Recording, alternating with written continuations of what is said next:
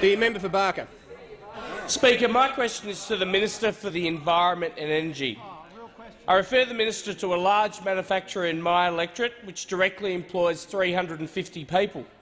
This business is in danger of closing down because its gas bill is set to double in the next financial year. Minister, can you advise the House what is being done to address this issue of gas supply and affordability? And is the Minister aware of any alternative approaches?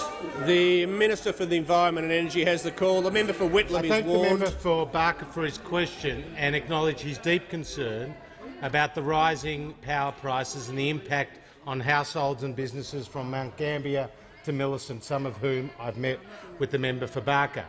He understands that gas is a critical part of our economic security. Indeed, it provides about 20% of our electricity.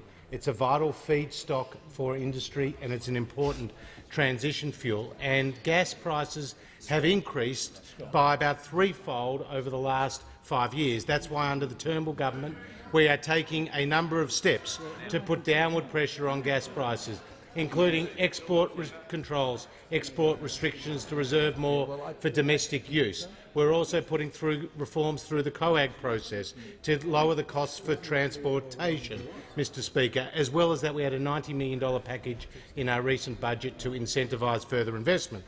But I'm asked, am I aware of any alternative approaches? And during the Labor Party's time in office, they saw major financial investment decisions taken for the 3 gas projects at Gladstone.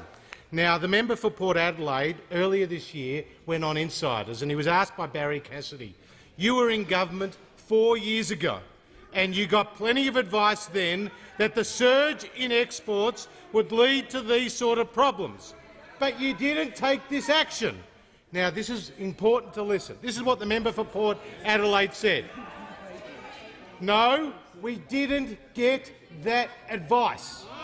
Now, I ask myself, what level of advice did the member for Port Adelaide get about the LNG industry and its impact?